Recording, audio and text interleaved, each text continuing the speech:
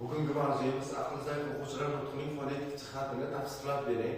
Aql zaif o'quvchilar fonetikasini o'rganib, nima o'rganamiz? Aql zaif o'quvchilarning nutq tahlili, nutq rivojlanishi uchun tavsiya. O'quvchilar, oligofreniya o'quvchilar nutq fonetik jihatdan buzilishi asosan o'sha markaziy asab tizimining shikastlanishi natijasida kelib chiqishi mumkin. Aql zaif o'quvchilarda nutqning fonetik jihati ko'pincha muammolar bilan to'la bo'ladi.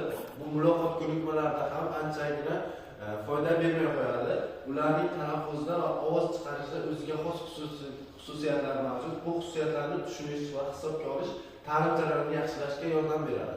Fonetik jihatlarning asosiy xususiyatlari o'quvchilarda asosan fonetik jihatda buzilishlarda, muloqot ko'nikmalarida yoki bo'lmasa dars jarayonlarida juda ham katta ta'sir ko'rsatadi. Ular fonetik jihat buzilishlari aql zaif o'quvchilarda nutqning fonetik jihatlari turlicha bo'lishi mumkin. Ularning talaffuzda boshqacha tovushlar, uzilishlar, intonatsiyalar xususiyatlari bo'lishi mumkin. Nutq tahlili bu xususiyatlarni aniqlash va ta'riflashga yordam beradi. Aql zaif o'quvchilarda asosan o'sha fonetikasi buzilganda ular o'ziga bo'lgan ishonch yo'qoladi va uzilishlar bo'ladi. O'quvchilarda artikulyatsiya mashqlar juda ham sust rivojlangan bo'ladi. Misol uchun lab, jag, tish, yumshoq tanglaylar juda ham yaxshi rivojlanmagan bo'ladi. Aql zaif o'quvchilarda nutq tahlili metodlari ularning fonetik jihatlarini aniqlashga yordam beradi. Bu metodlarda asosan artikulyatsiya mashqlari bilan ko'proq shug'ullanadi. Fonetik tahlil misollarini keltirib, misol uchun aql zaif o'quvchilarda harflarni bir-biri bilan almashtirish, misol uchun r bilan lni, s bilan shni, ch bilan tni almashtirib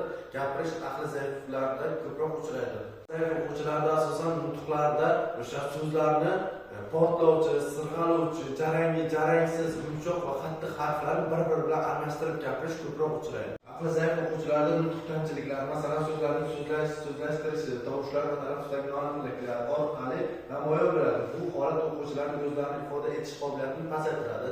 Aql zaif o'quvchilarda asosan sirg'aluvchi, portlovchi, jarangsiz, yumshoq va qattiq harflarni bir-biri bilan almashtirib gapirish ko'proq uchraydi. Masalan, aql zaif o'quvchilar ba'zida so'zlarni noto'g'ri talaffuz qilmasliklari sababli ular sinfdoshlaridan ajralib qolishi.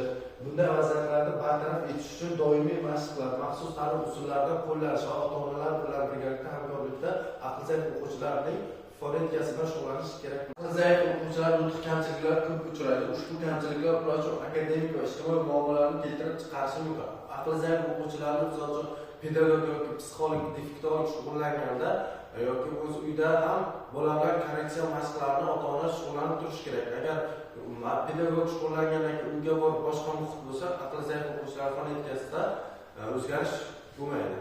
O'quvchilarning talaffuz muammolari, aql zaif o'quvchilar talaffuz muammolari asosan pedagogning noto'g'ri tovush chiqarish asosida kelib chiqishi mumkin. Bu o'quvchilarda doimo noaniq talaffuz, tovushlar va ularning strukturasi bilan bog'liq qiyinchiliklar bo'lishi mumkin. Nutq mashqlar, psixologik yordam orqali bunday muammolarni yengib o'tish mumkin. Talaffuzni yaxshilash yo'llari asosan musiqiy metodlar orqali yaxshilash mumkin. Maxsus treninglar, o'yinlar yordamida profilaktika o'tkazish juda muhim. Mutaxassislar bilan ishlash o'quvchilarning o'zlarini ifoda qilish qobiliyatini oshiradi. Aql zaif o'quvchilarda fonetik o'quv uslublari, masalan, takrorlash va musiqiy o'quv metodlari bu muammolarni hal qilishda juda ham samarali yordam beradi. Aql zaif o'quvchilarning nutqi ko'pincha fonetik jihatdan murakkab bo'ladi. Ularning talaffuzi va ovoz chiqarishda qiyinchiliklar kuzatiladi. Bu esa muloqotda to'siqlar yaratishi mumkin. O'qituvchilar bunday o'quvchilarning nutq rivojlanishini qo'llab-quvvatlash uchun maxsus metodlarni qo'llashlari aql zaif o'quvchilarning fonetikasi bo'yicha ota-ona hamda pedagog defektologlarning roli muhim hisoblanadi. Bugungi mavzu shulardan iborat edi. E'tiboringiz uchun rahmat.